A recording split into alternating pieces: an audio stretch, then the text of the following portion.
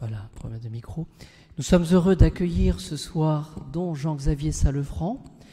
Cher Jean-Xavier, nous sommes très heureux, je suis très heureux de vous accueillir ici à Notre-Dame des Armées.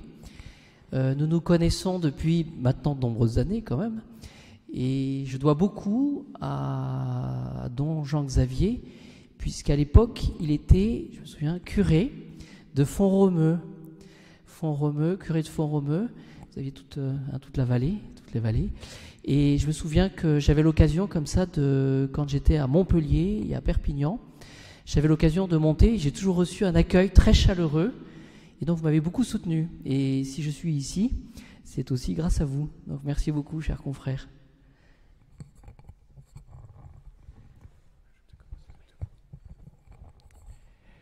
Je vous propose de commencer cette récollection en priant un instant pour demander au Seigneur de disposer nos cœurs à ces 3 jours de retraite. Au nom du Père et du Fils et du Saint-Esprit. Venez, Esprit Saint, remplissez les cœurs de vos fidèles et allumez en eux le feu de votre amour. Envoyez votre Esprit, Seigneur, et il se fera une création nouvelle, et vous renouvellerez la face de la terre. Prions. Ô Dieu qui avez instruit les cœurs de vos fidèles par la lumière du Saint-Esprit, donnez-nous par ce même Esprit de comprendre et d'aimer ce qui est bien, et de nous réjouir sans cesse de cette divine consolation par Jésus le Christ notre Seigneur. Je vous salue Marie, pleine de grâce, le Seigneur est avec vous. Vous êtes bénie entre toutes les femmes, et Jésus, le fruit de vos entrailles, est béni. Sainte Marie, Mère de Dieu, priez pour nous pauvres pécheurs, maintenant et à l'heure de notre mort. Amen. Au nom du Père et du Fils et du Saint-Esprit. Amen.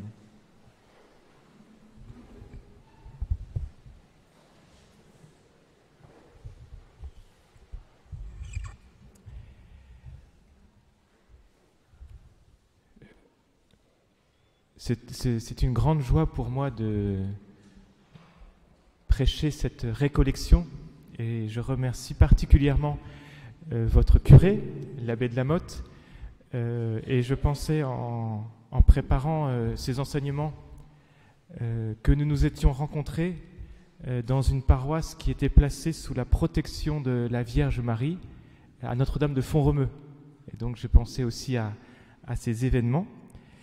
Aujourd'hui, je vais donc vous parler de la grâce de Lourdes et j'espère que vous-même vous avez prié pour que pendant ces quelques jours, je sois un bon ambassadeur de la Vierge Marie, de Notre-Dame de Lourdes. Alors les enseignements alterneront avec le récit, avec l'histoire de Lourdes, donc histoire et enseignement. Et pour commencer, je voudrais vous donner une clé pour entrer dans cette grâce de Lourdes. Et la première clé, elle est liée à l'histoire de l'Église, qui n'est pas très connue, mais en 1857, le pape Pie IX, le bienheureux pape Pie IX, avait obtenu quelques succès diplomatiques qui n'ont pas duré en réalité, mais il a obtenu quelques succès diplomatiques et il a décidé d'organiser comme une forme de jubilé, d'action de grâce pour remercier le Seigneur et pour remercier la Providence. Et c'est ainsi que chaque évêque devait organiser une forme d'action de grâce et une prédication toute particulière pour remercier le Seigneur de sa bienveillance et de sa providence. L'évêque de Tarbes à l'époque, qui s'appelait Monseigneur Laurence, qui était un grand homme, qui avait déjà écrit lui-même, avant la proclamation du dogme sur l'Immaculée Conception, avait donc décidé, en cette année 1857-1858, d'organiser, à l'occasion de ce jubilé, une retraite de 15 jours dans chaque paroisse. Donc chaque curé devait demander à un prédicateur de venir pour prêcher ces 15 jours de retraite. Et le curé de Lourdes, l'abbé Péramal, avait recherché un prédicateur. Il avait écrit à plusieurs prêtres, des religieux notamment, mais aucun n'avait répondu favorablement. Et donc le curé s'était tourné vers son évêque en lui disant « Mais est-ce que vous avez un prêtre à me conseiller parce que je n'en ai pas trouvé ?» Et l'évêque n'avait pas répondu. Et la lettre était restée lettre morte. Et Marie, en effet, apparaît à l'approche du carême. Dans les 2 premières apparitions, la belle dame ne dit rien. Elle s'adresse seulement à Bernadette à la 3e apparition. Et en lui disant cette phrase qui est dans ce dialogue, donc cette phrase, le jeudi après les cendres, elle lui dit « Voulez-vous me faire la grâce de venir ici pendant 15 jours ?» Autrement dit, le prédicateur que les hommes n'ont pas trouvé, Dieu lui-même l'a envoyé en la personne de Marie, qui d'ailleurs a respecté les 15 jours.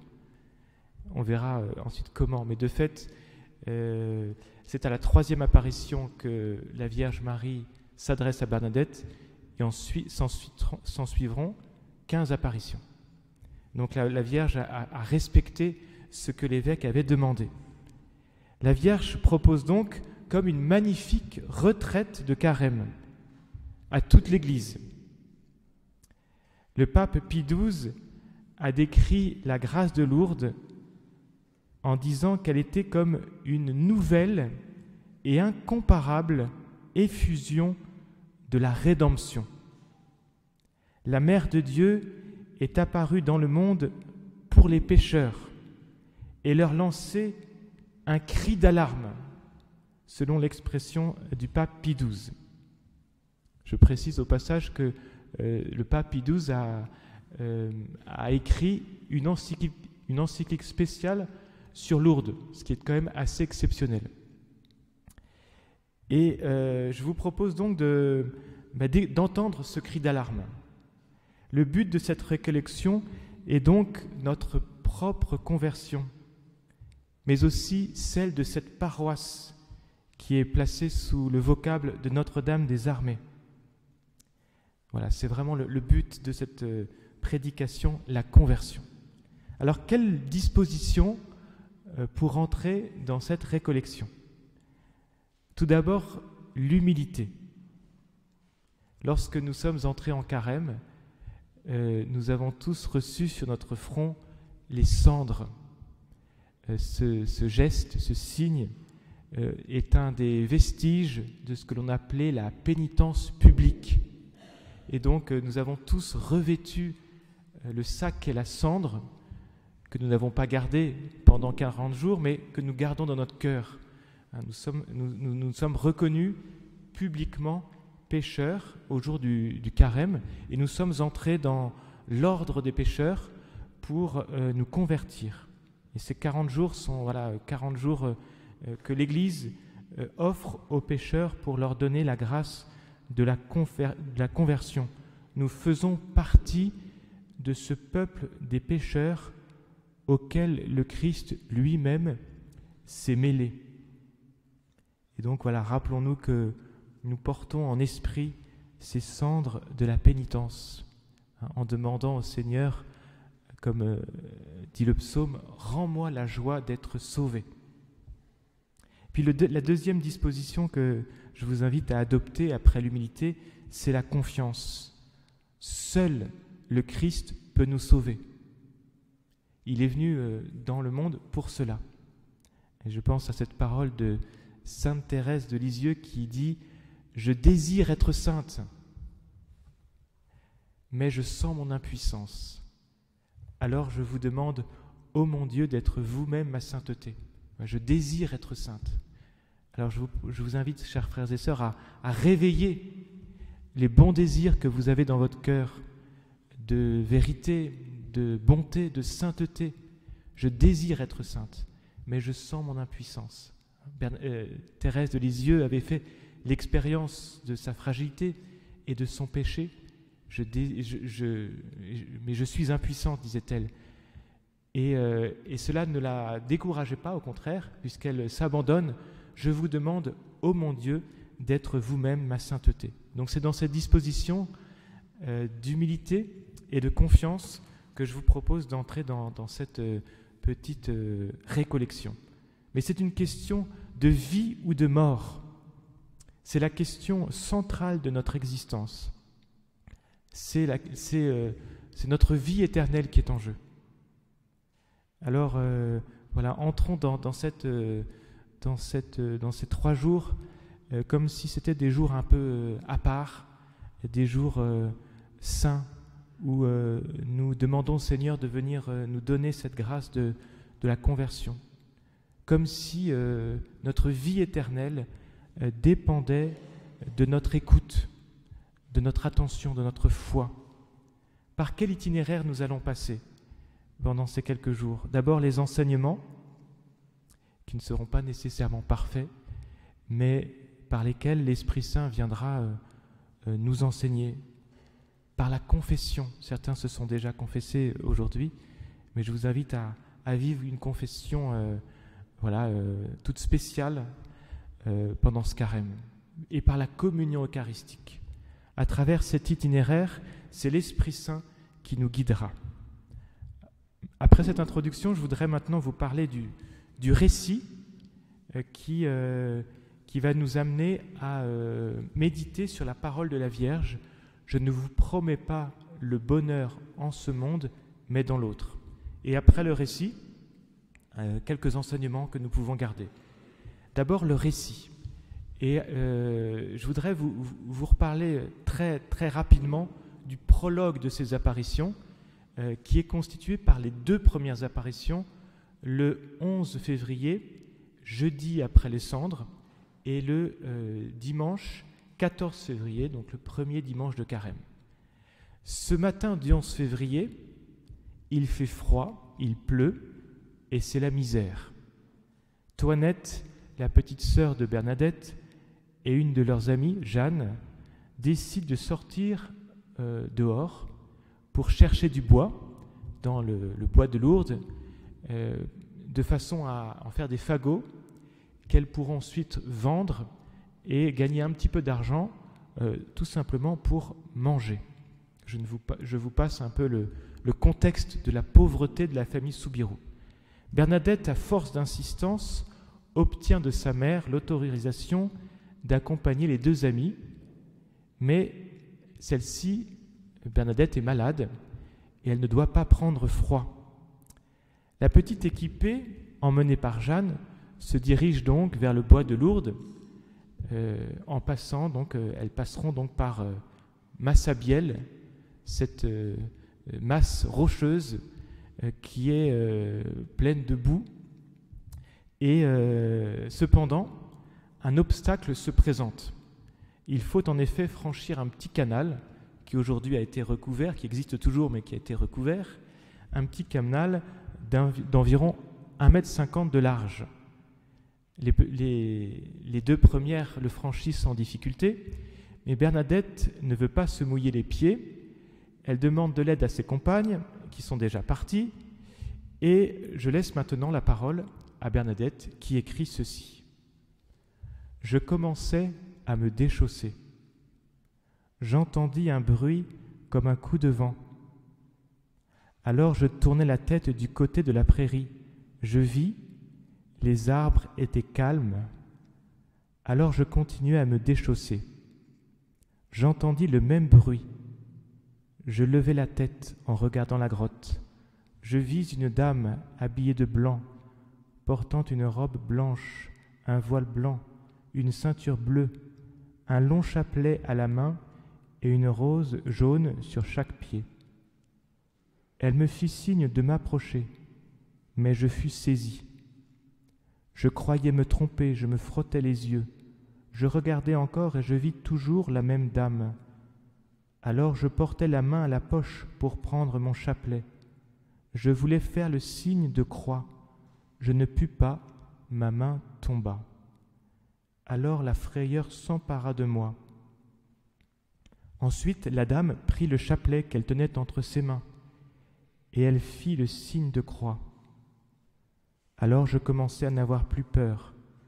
Je pris de nouveau mon chapelet, je pus faire le signe de croix. Alors j'ai essayé une seconde fois de le faire, et je pus. Aussitôt que j'eus fait le signe de la croix, le grand saisissement que j'éprouvais disparut. Dès ce moment-là, je fus parfaitement tranquille. Je me mis à genoux et je dis le chapelet en présence de cette belle dame. Après avoir dit le chapelet, elle me fit signe d'approcher, mais je n'ai pas osé. Alors elle disparut. Je me mis à même de traverser le ruisseau pour aller rejoindre mes compagnes. Quels enseignements pour notre carême de ce récit. Quelle est la première prédication de la Vierge Marie? Tout d'abord, le silence. Dans les 2 premières apparitions et dans beaucoup d'autres, la Vierge Marie ne prononce pas de parole, mais la relation avec Bernadette se tisse dans le silence. Et dans ce silence, Bernadette perçoit d'abord le regard de cette dame, dont elle dit elle me regardait comme une personne regarde une autre personne. Et dans le regard de la belle dame, Bernadette a perçu qu'elle était aimée, qu'elle était considérée, qu'elle avait une dignité, et ce regard est resté fixé sur elle. Donc, dans le silence, il y a le regard, il y a aussi les gestes de Marie, le geste d'approcher, et puis il y a également le sourire de Marie, qui est resté gravé dans le cœur de Bernadette. Mais surtout, dans le silence, et c'est la première prédication de la belle dame, il y a le signe de la croix. Ce signe de la croix, fait par la belle dame, permet à Bernadette de passer, vous l'avez noté, de la peur à la confiance. Et dès lors, la relation pourra se tisser profondément, non pas d'abord par des paroles, mais par la croix, qui est le trait d'union entre notre monde visible et le monde invisible. Et donc la Vierge Marie n'est pas venue annoncer autre chose que le mystère de la croix qui est là présent dès le début des apparitions. Et Bernadette souligne que ce signe de croix a été pour elle comme un passage, je vous l'ai dit, de la peur à la confiance. Et c'est pour nous aussi le signe de la croix, une forme de passage aussi, où nous entrons par la foi dans le mystère même de Dieu. Et donc ça, c'est la première prédication de Marie. Et vous voyez, dans notre manière de participer à la messe, d'entrer dans une église, ce signe de la croix est comme la porte d'entrée. Et puis le dimanche 14 février, Bernadette se rend à la grotte avec quelques amis, mais en emportant cette fois-ci une fiole d'eau bénite. Et donc elle jette l'eau bénite sur l'apparition, et plus elle jette de l'eau bénite, plus la belle dame sourit. Et donc Bernadette comprend que décidément cette belle dame, elle n'est pas venue du mauvais, mais qu'elle est venue du ciel. Mais il n'y a pas de parole dans cette apparition, seulement le sourire de Marie. Troisième apparition, et c'est là que je veux en venir, jeudi 18 février. À l'invitation de la dame, Bernadette entre dans la grotte et un dialogue s'instaure. Alors tout est important, parce qu'en fait, elle lui fait signe comme ça. Et ça, elle lui a fait signe déjà dès la première apparition. Elle n'a pas osé. Ça veut dire quoi? Ça veut dire que dans notre relation à Dieu, et qui passe aussi par la communion des saints, le Seigneur nous demande de faire un pas. La belle dame est là, mais il faut encore que Bernadette fasse un pas, qu'elle avance, qu'elle mobilise ses forces pour avancer vers la belle dame. Vous voyez, eh bien ça c'est aussi notre vie spirituelle. Le Seigneur nous demande de faire un pas, d'avancer, de nous engager. Bernadette donc avance.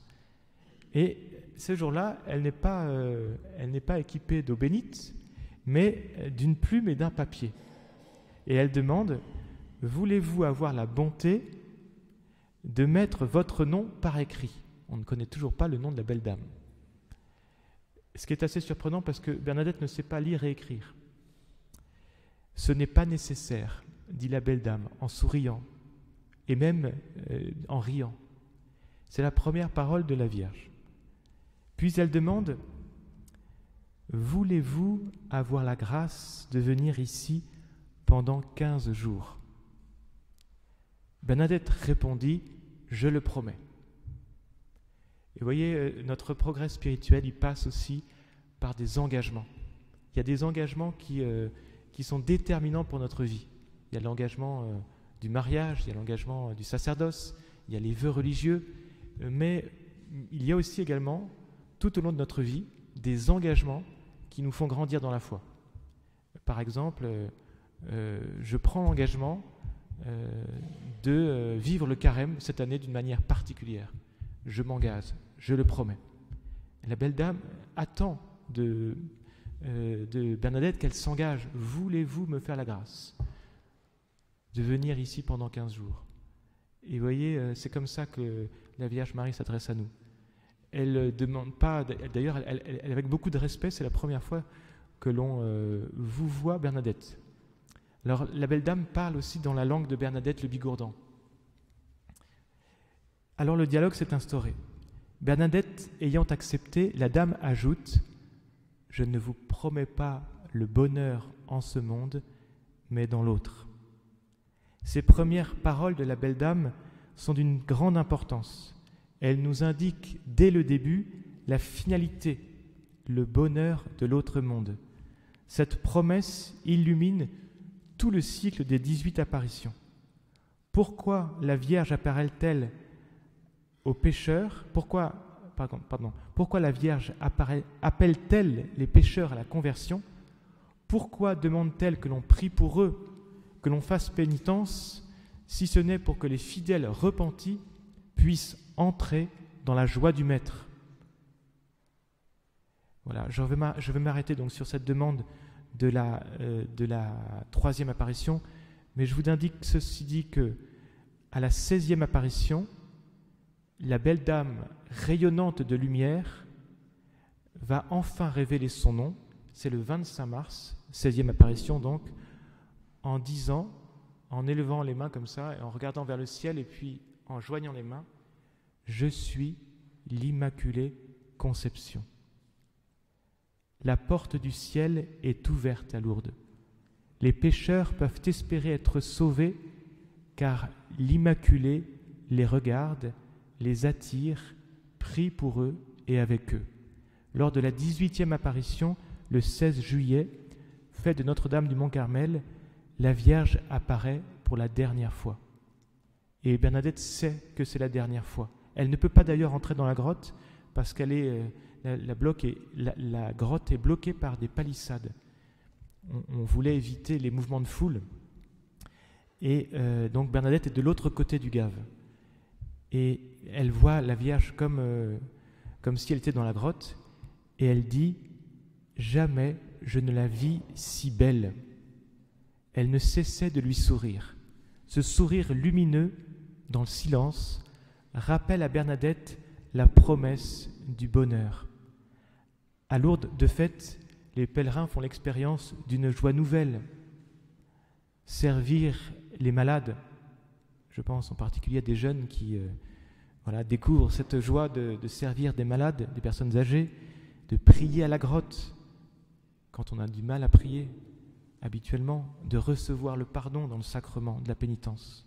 Et pourtant, Bernadette a vécu beaucoup d'épreuves, la pauvreté, la maladie, l'incompréhension de ses parents, l'hostilité des autorités civiles, les demandes infructueuses adressées à son curé, les moqueries, les soupçons, les jalousies. Bernadette n'a pas été épargnée par les souffrances.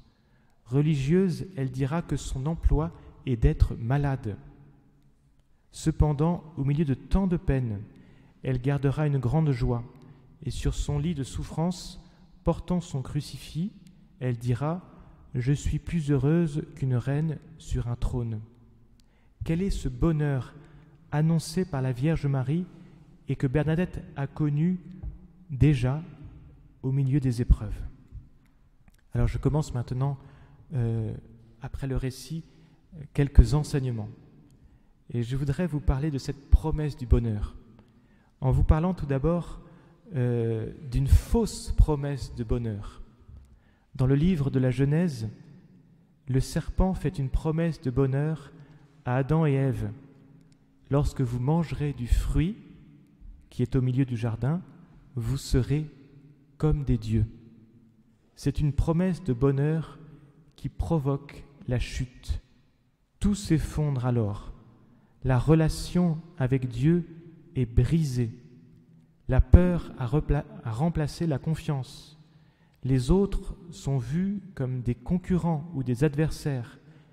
La communion entre l'homme et la femme fait place à des rapports de domination. La création elle-même est ébranlée. Les hommes sont divisés. L'homme lui-même est divisé en lui-même. L'harmonie de la création est rompue. La création est devenue comme étrangère et hostile. La souffrance a fait son apparition dans l'enfantement, dans le travail, mais aussi dans la vie. Et enfin, la mort. Nous savons que par un seul homme, le péché est entré dans le monde et que par le péché est venue la mort, dit saint Paul. Et ainsi la mort est passée en tous les hommes, étant donné que tous sont péchés. Tous les hommes sont donc impliqués dans le péché d'Adam. Par la désobéissance d'un seul homme, dit saint Paul, la multitude a été constituée pécheresse.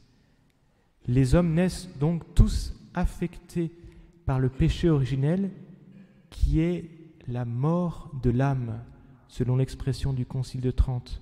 Ce n'est pas un péché personnel, c'est un péché contracté et non pas commis.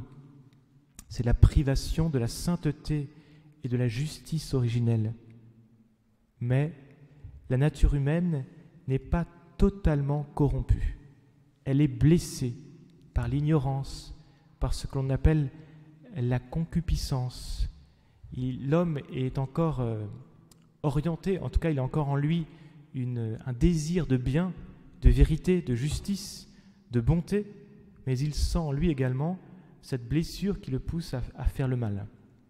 L'homme se trouve enfermé dans la solitude pour avoir cru à une fausse promesse de bonheur. Cependant, il reste en lui une nostalgie de cette félicité initiale. Et à partir de cette chute, l'homme est à la recherche du bonheur perdu. Cette recherche prend des formes différentes, la domination, l'accumulation des biens, la recherche du bien-être, mais le bonheur est éphémère et laisse place à la tristesse. Le péché se révèle comme une recherche désespérée d'un bonheur illusoire. Un père de l'Église disait « Le péché, c'est se tromper de bonheur. C'est préférer un petit bonheur fallacieux plutôt que le grand bonheur que Dieu veut nous donner. C'est un faux bonheur qui laisse place à une vraie tristesse. » Alors je vous ai présenté en quelques mots la promesse, cette fausse promesse de bonheur, ou la promesse d'un faux bonheur, plutôt de Satan. Mais on en fait l'expérience quand nous péchons, que le péché est un mirage de bonheur qui laisse en nous une profonde tristesse, le malheur en fait, la mort de l'âme. Ça, pour nous, c'est pas seulement une vérité théologique, mais c'est une expérience que nous pouvons garder dans notre cœur. En réalité, le péché nous rend malheureux. Et je voudrais continuer à vous parler de cette fausse promesse de bonheur en vous parlant maintenant d'aujourd'hui et de ce que j'ai noté comme le mirage du plaisir en en méditant une parole du pape Paul VI qui dit « La société technique a pu multiplier les occasions de plaisir, mais elle a bien du mal à sécréter la joie. » Et donc le pape nous invite à considérer, dans notre recherche du bonheur, la confusion qui peut exister entre la joie et le plaisir. Une grande confusion du monde moderne. Et je vous donne quelques points que j'ai notés sur cette confusion. Le plaisir est animal, tandis que la joie est humaine. Le plaisir n'est ni bon ni mauvais. Il peut être bon lorsqu'il accompagne la joie, il peut être mauvais lorsqu'il accompagne le péché. La joie, elle, est toujours bonne. Le plaisir se situe à la surface des choses, c'est un ressenti agréable, tandis que la joie est intérieure, concerne tout l'être, l'âme aussi bien que le corps. Le plaisir n'existe pas dans l'épreuve, mais on peut être joyeux dans l'épreuve et dans le combat. Le plaisir est une sensation passagère, tandis que la joie est un état. On dit en effet « je suis dans la joie », mais on ne peut pas dire « je suis dans le plaisir ». Le plaisir est une sensation personnelle. La joie n'est jamais égoïste. Elle suppose toujours un échange avec un autre. Elle présuppose donc l'amitié, l'amour, la charité. Après le plaisir, il y a souvent la tristesse. Après la joie, il y a la paix. Le plaisir est limité, circonscrit dans le temps. La joie nous dépasse, nous élève. À ce propos, saint Augustin dit, à propos des élus, « Ils n'auront pas toute la joie en eux, mais ils seront tout entiers dans la joie. » Ils n'auront pas toute la joie en eux, mais ils seront tout entiers dans la joie. La joie chrétienne est plus grande que nous. C'est pourquoi saint Paul ne nous dit pas « faites-vous plaisir », mais « soyez toujours dans la joie ». Et c'est ce que nous entendrons certainement dimanche, pour ce dimanche de l'Étaré. Et donc, ça c'est le mirage du plaisir, c'est pour aujourd'hui. Mais il y a une autre tentation qui est un faux bonheur, c'est la religion du bien-être. Au niveau personnel, il peut exister une tentation très actuelle de faire un christianisme confortable, à la mode de l'épanouissement personnel, une foi réduite à la sensation, une foi qui m'aide à me sentir bien. C'est un sentimentalisme tourné sur mon confort spirituel qui fait l'économie de la croix. Le bien-être devient le critère de l'expérience spirituelle. Si je me sens bien, c'est que je suis uni à Dieu. Et la psychologie a donc remplacé la vertu. Ça, c'est, je dresse un portrait à gros traits, mais ça peut nous toucher. Par exemple, aujourd'hui, à la messe, j'ai eu facilité à prier. C'est pas nécessairement le signe que je suis forcément en communion avec Dieu. Il faut pas le ressenti n'est pas le critère de l'union à Dieu. Le critère de l'union à Dieu, c'est la charité.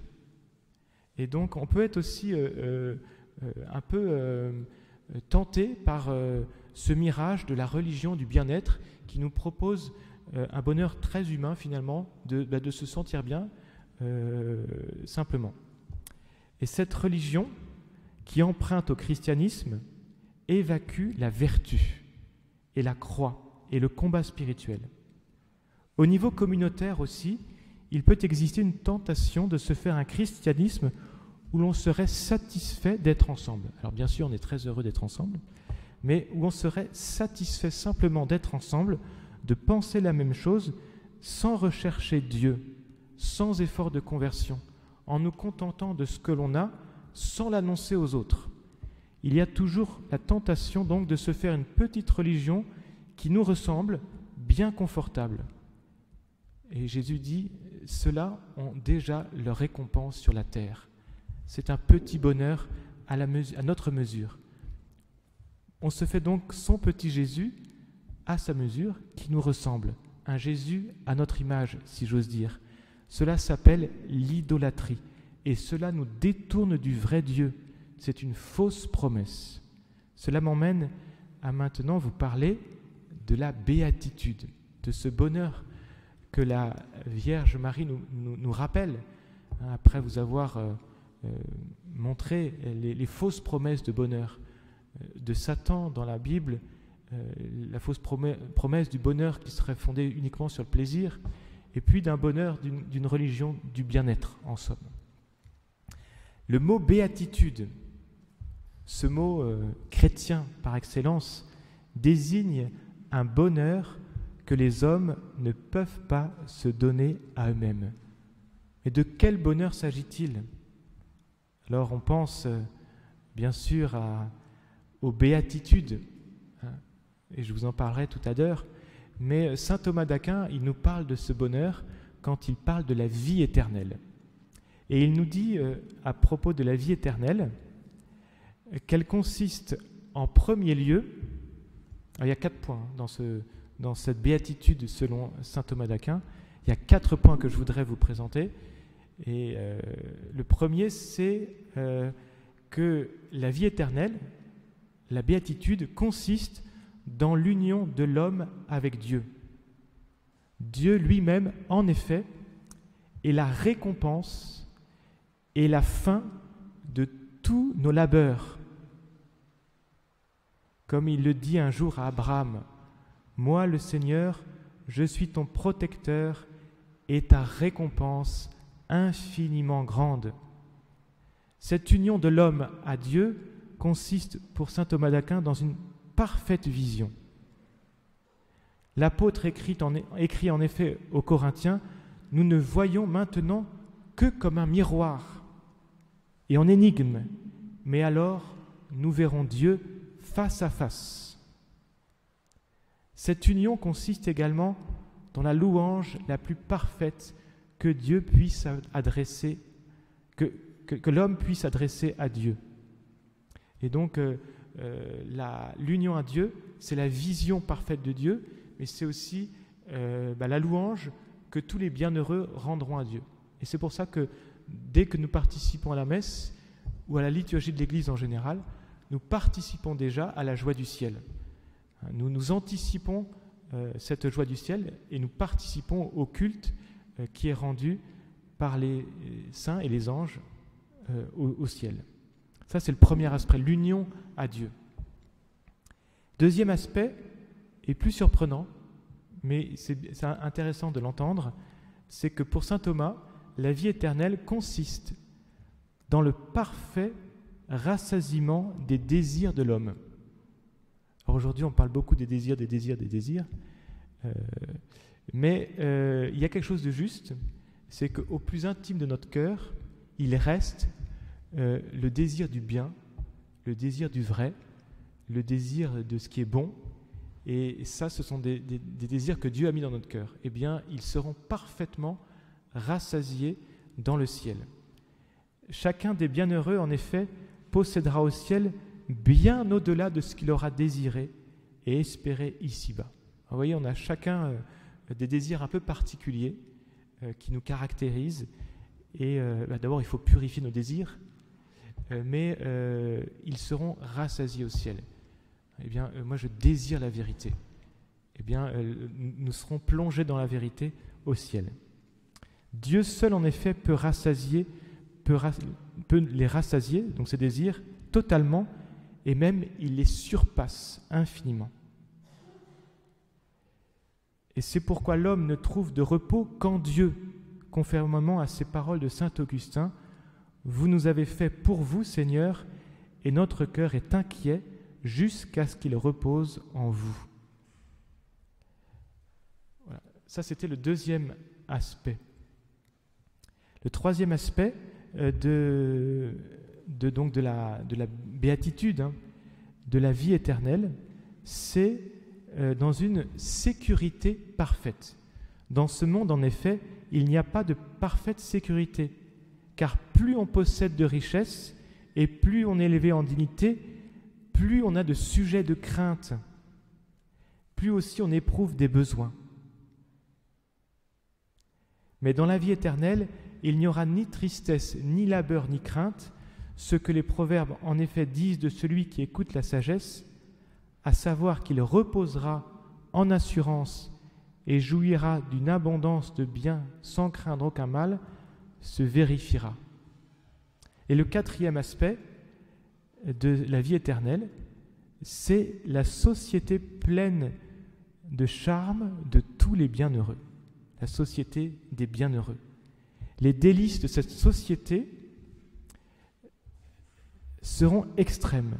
Chaque élu, en effet, possédera avec les autres bienheureux tous les biens, car il aimera chacun des bienheureux comme lui-même. C'est pourquoi il se réjouira du bien des autres comme de son propre bien. Aussi l'allégresse et la joie de tous les élus s'augmenteront-elles de la joie et de l'allégresse de chacun d'eux. Vous voyez, donc, dès que l'on vit ici-bas de la communion fraternelle entre nous, celle dont parlent les Actes des Apôtres, dès qu'on la vit même dans notre paroisse et dans l'Église, et au-delà, nous connaissons déjà, par anticipation, la joie du ciel. Vous voyez, donc, pour saint Thomas d'Aquin, le bonheur, c'est d'abord l'union à Dieu, mais cette union à Dieu passe par le rassasiement de nos désirs, par cette sécurité parfaite et par la communion de charité qui existera entre les élus. Donc, la béatitude, elle est d'abord un don, elle est d'abord une participation à la joie divine, mais elle suppose toujours également une communion avec nos frères. Alors, comment entrer dans cette joie du ciel ? Par la voie des béatitudes. Le baptême, en donnant la vie de la grâce du Christ, ça c'est le catéchisme de l'Église catholique, le baptême en donnant la vie de la grâce du Christ efface le péché originel et retourne l'homme vers Dieu. Mais les conséquences pour la nature, affaiblies et inclinées au mal, persistent dans l'homme et l'appellent au combat spirituel. Et pour nous, le combat spirituel, le retour à Dieu, passe par les béatitudes. Satan avait fait une fausse promesse de bonheur qui avait rompu l'harmonie de la création de l'homme avec Dieu.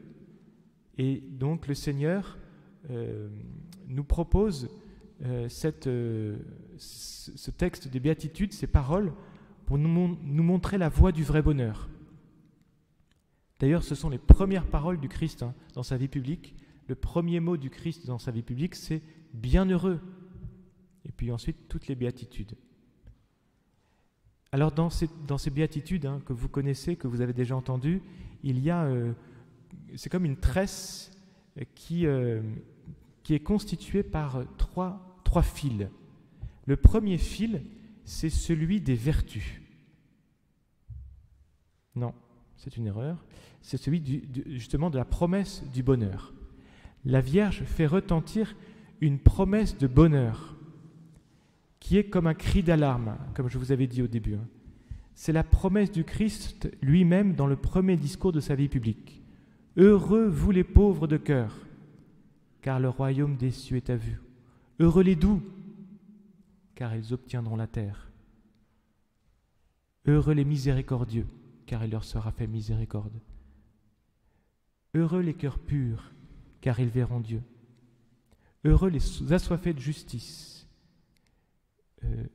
Heureux ceux qui pleurent, car ils seront consolés. » J'en oublie peut-être, mais on peut les apprendre par cœur et faire le lien. Il y a toujours donc le bonheur qui est le premier fil, bienheureux, mais c'est assez étonnant de voir ensuite le lien qui est fait entre la vertu et la récompense. Par exemple, heureux les doux, car ils obtiendront la terre. Quel est le rapport entre douceur et obtenir la terre ? Je vous invite à méditer. Mais il y a aussi, par exemple, heureux les cœurs purs, car ils verront Dieu. Il y a un lien entre la pureté du cœur et la relation à Dieu. En tout cas, vous voyez, ce premier fil, c'est le fil du bonheur. Et puis, il y a d'autres béatitudes dans l'Évangile. Heureux ceux qui écoutent la parole de Dieu et la mettent en pratique, dit Jésus. Élisabeth, qui accueille la Vierge en s'exclamant « Bienheureuse celle qui a cru à l'accomplissement des paroles qui lui furent dites de la part du Seigneur. » Et puis le Christ à saint Thomas « Heureux ceux qui croient sans avoir vu. » Le bonheur procède donc de l'écoute de la parole du Seigneur. L'idéal du disciple est de suivre son maître en accomplissant sa parole. Le fait d'avoir été appelé par lui, d'être enseigné, d'être pardonné, remplit son cœur de joie et d'espérance. Le bonheur, fondamentalement, c'est donc la suite du Christ. En le contemplant, les disciples découvrent la réalisation des béatitudes. On connaît la phrase du pape Benoît XVI « À l'origine du fait d'être chrétien, il n'y a pas une décision éthique ou une grande idée, mais la rencontre avec un événement, avec une personne qui donne à la vie un nouvel horizon et par là son orientation décisive. » Donc le premier fil, si vous voulez, c'est d'entendre cet appel du Christ à la béatitude. Le deuxième fil, c'est celui des vertus et de l'épreuve. Pour notre Seigneur, le bonheur est toujours lié à la vertu. Humilité, douceur, justice, pureté, foi. Il ne suffit donc pas de respecter les commandements. Il faut encore pratiquer la vertu. Je m'appliquais surtout à pratiquer, dit sainte Thérèse de l'Enfant Jésus, les petites vertus, n'ayant pas la facilité d'en pratiquer de grandes. Les vertus ont cela de commun. Vous voyez, qu'est-ce que c'est la vertu ? C'est ce qui nous rendra plus humains. Ça, c'est déjà ça. Hein, c'est Aristote qui dit que le bonheur est la récompense de la vertu. C'est déjà vrai d'un point de vue humain. La vertu, c'est ce qui nous rend plus humains. C'est une disposition stable en nous qui nous permet de poser des actes bons et qui nous rend meilleurs. La vertu ne rend pas seulement nos actes meilleurs, mais c'est la personne en elle-même qui est meilleure. Donc plus je pose des actes de douceur, plus je deviens bon. Et plus il m'est facile de poser des actes de douceur. Donc ce combat de la vertu, il est essentiel pour entrer dans la joie du Maître. Mais pour nous chrétiens, ce combat quotidien, il est transformé par le don de l'Esprit Saint. Et c'est l'Esprit Saint qui par sa grâce, nous donne cette fidélité à la vertu. Il nous donne la grâce de la douceur. Si bien que, vous voyez, la vertu pour un chrétien, c'est pas d'abord un effort, même si ça passe par un effort, c'est un don de la grâce qu'on demande, ce qu'on appelle la grâce infuse. Donc pour nous chrétiens, il y a la vertu théologale, qui est un don direct de Dieu, la foi, l'espérance, la charité, qui nous fait participer à la vie même de Dieu. Et puis il y a la grâce infuse qui surélève les vertus humaines qui existent, de force, de tempérance, de prudence, de justice. Ouais. Mais nous sommes appelés à les vivre, et cela suppose un combat dans lequel nous prenons conscience de notre vieil homme. C'est un combat aussi avec Satan qui ne cesse de nous proposer le bonheur trompeur de l'orgueil, de la violence, de l'impureté, de l'injustice, de la lâcheté. Comme chrétiens, nous sommes sauvés par le Christ, mais il nous faut livrer bataille. Au milieu de nos combats, nous pouvons compter sur l'aide du Seigneur, sur sa grâce. C'est elle, en définitive, qui nous transforme, nous sanctifie et nous donne de poser des actes bons. Et nous connaissons alors déjà, ici-bas, le bonheur d'être doux, le bonheur d'être chaste, d'être juste, de proclamer la foi. Et c'est déjà un avant-goût du ciel, de la promesse que Dieu nous fait. Et puis le troisième fil, c'est le fil de la promesse, de l'accomplissement. Le royaume des cieux est à vous. Ils obtiendront la terre. Ils verront Dieu. Ils seront consolés. Chacune de nos actions posées dans la charité nous prépare, nous dispose au royaume des cieux. Et donc il y a deux directions dans l'idéal des béatitudes. Elles sont un idéal pour aujourd'hui, qui remplit déjà notre cœur, mais elles indiquent également, cet idéal indique la perspective de la vie éternelle. Heureux serez-vous, car votre récompense sera grande dans les cieux. Et chacun de nos actes de vertu dans la charité nous dispose et nous prépare à cette rencontre avec le Christ qui nous dira, si nous avons été fidèles à sa grâce, « Entre dans la joie de ton Maître, bon et fidèle serviteur. » Alors en conclusion, voici quelques petites paroles. La Vierge Marie nous a dit « Je ne vous promets pas le bonheur en ce monde, mais dans l'autre. » Quelques convictions. Dieu veut nous communiquer sa joie. Je vous ai dit toutes ces choses pour que ma joie soit en vous, dit Jésus. Cette promesse-là suppose de notre part un acte de foi. Seigneur, j'y crois, et c'est ce bonheur-là que je cherche, et pas un autre.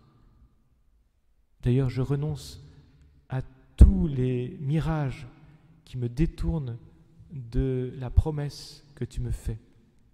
Deuxième point, le discernement.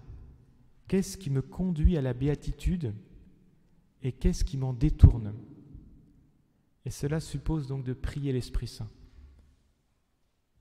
Je pense à une parole que vous avez peut-être déjà entendue, mais moi je l'avais vue inscrite sur une sacristie à Toulouse, à la cathédrale, et qui dit ceci à peu près: agis aujourd'hui comme tu voudrais avoir agi au jour de ta mort. Donc pense déjà aujourd'hui qu'un jour tu rendras le dernier souffle et tu seras face à face avec le Christ. Et comment à ce jour-là tu voudrais avoir agi aujourd'hui? Donc le discernement. Qu'est-ce qui me conduit à la béatitude et qu'est-ce qui m'en détourne?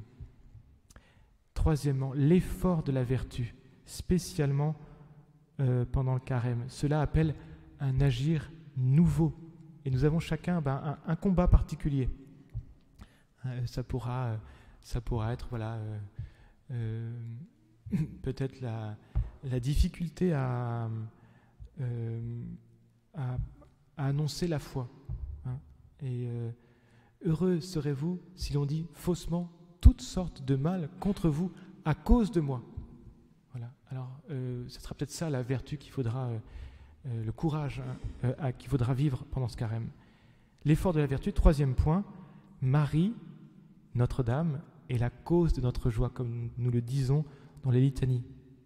Et cela suppose, vous voyez, dans notre effort de carême, dans notre suite du Christ et aussi dans notre pénitence, une grande confiance en Marie et de recourir à elle jour après jour. L'Immaculée Conception est refuge des pécheurs. Vous voyez, dans les religions faites par les hommes, il y a d'un côté les pécheurs et de l'autre les purs, et entre ces deux catégories, il n'y a pas de relation possible. Eh bien, la Vierge Marie, elle est à la fois la toute pure, la toute belle, resplendissante de la grâce du Seigneur, et elle est en même temps le refuge des pécheurs. Et c'est pour ça que nous pouvons nous tourner vers elle en toute confiance, en lui confiant notre désir de sainteté et notre désir de conversion. Merci de votre attention.